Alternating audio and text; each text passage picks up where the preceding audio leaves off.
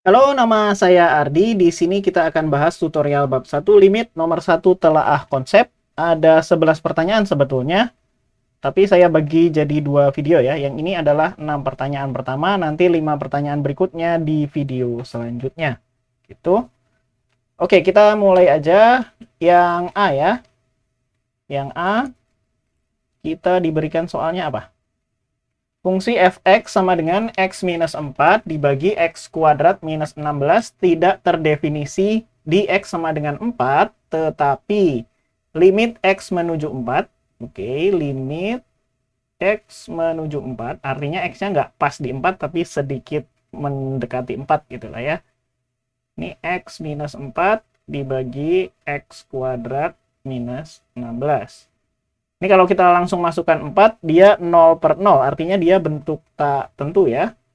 Berarti kita harus ubah bentuknya. Limit x menuju 4, yang ini x minus 4, dibagi, ini kita bisa faktorkan karena dia selisih kuadrat, jadi x minus 4 dikali x plus 4. Ingat bahwa si x-nya itu nggak pas di 4, tapi sedikit lebih kecil atau sedikit lebih besar dari 4. Jadi ini bukan 0, kita bisa coret ya.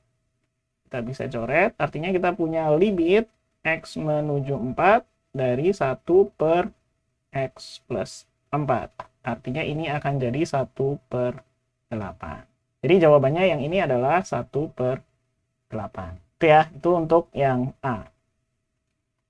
Jika limit x menuju C dari kanan fx sama dengan M, oke, limit kanannya itu sama dengan M. Lalu limit kirinya, limit x menuju C dari kiri dari fx itu juga sama dengan M. Berarti kita punya limit x menuju C dari kiri dari fx itu sama dengan M. Nah, limit kanan sama limit kirinya ada, artinya limitnya untuk C itu ada ya.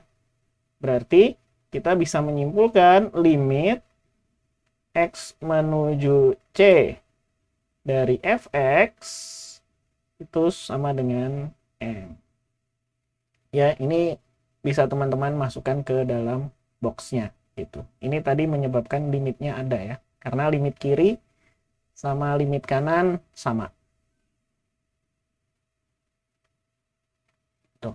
Ini untuk yang B. Oke, sekarang kita punya yang C. Jika harga mutlak x minus 1 kurang dari sesuatu, maka 5x minus 5 itu harus kurang dari kurang dari epsilon. Oke, kita mulai dari paling bawah dulu ya. 5x kurang dari 5 itu kurang dari epsilon. Tapi di sini kita punya x minus 1. Gimana caranya? Ya mungkin kita bisa memfaktorkan 5 ya. 5, lalu yang ini x minus 1 kurang dari epsilon. Ya, kita bisa bagi kedua ruas dengan 5. Berarti x minus 1 kurang dari epsilon per 5. Dan ini kayaknya ini adalah yang diminta soal. Jadi kita punya epsilon per 5 ya jawabannya. Untuk yang C. Oke, kita lanjut lagi. Menurut definisi limit, arti dari limit x menuju 2 x kuadrat sama dengan 4. Oke, nah ini artinya apa? Artinya apa? Ini ya, untuk setiap epsilon lebih dari 0, terdapat delta. Delta positif, sehingga, nah ini sehingganya yang harus teman-teman ingat, ini adalah x menuju 2, artinya kita punya si harga mutlak x dikurangi 2, itu harus kurang dari delta. Ini adalah jawaban yang ini ya. Oh bukan, jawaban yang ini. Jawaban yang ini. Dan ini mengakibatkan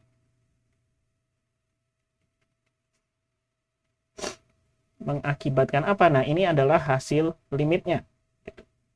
Mengakibatkan fx-nya itu adalah X kuadrat dikurangi hasil limitnya. Hasil limitnya itu adalah 4. Dan ini harus kurang dari epsilon. Nah, inilah definisi epsilon delta dari limit. Jadi ini untuk setiap ya. Untuk setiap tuh simbolnya kayak A kebalik itu. Lalu yang ini adalah jawaban yang ini. Yang titik-titik kedua.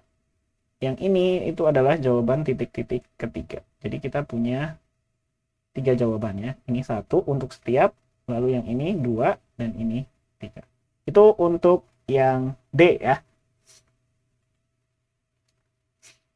Oke, yang E ini tentang teorema limit. Kita diberikan limit X menuju 0 dari fx itu sama dengan 2. Kita diminta menghitung 2 buah limit ya. Yang pertama, limit X menuju 0 dari X kuadrat plus 2 fx. Oke, ini bisa kita pisahkan ya limitnya.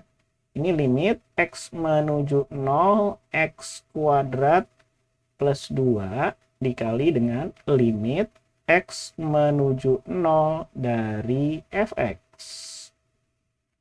Nah, ini kan bisa kita hitung dengan mudah ya. Nolnya kita masukin, 0 kuadrat plus 2 itu adalah 2. Lalu limit X menuju 0 dari fx diberikan soal yaitu 2. Berarti kita akan dapat 2 kali 2. Yang hasilnya adalah 4. Oke, kita lanjut lagi untuk yang kedua.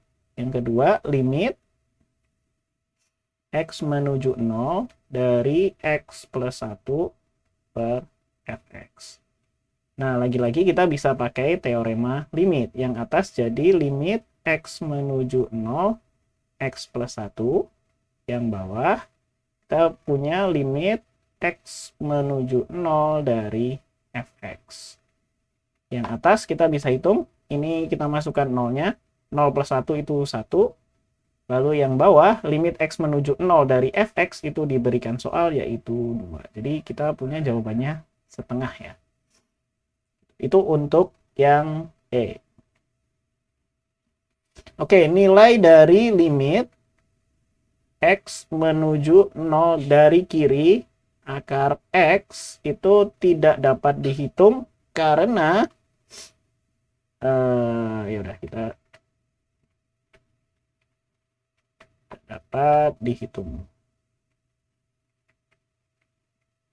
karena kalau X-nya mendekati 0 dari kiri artinya kita mengambil sebuah X yang merupakan bilangan negatif. Ingat bahwa bilangan negatif itu tidak bisa jadi inputnya akar ya, karena akar bilangan negatif itu tidak terdefinisi di himpunan bilangan real. Dia terdefinisinya di bilangan kompleks. Jadi, karena apa? Karena akar X tidak terdefinisi pada selang. Ada selang berapa? Minus tak hingga ya, minus tak hingga sampai sampai 0 ya. 0 tapi 0-nya nggak ikut. Ini tuh artinya sama dengan ini ya. X kurang dari 0. Ya, jadi ini adalah jawaban untuk yang F.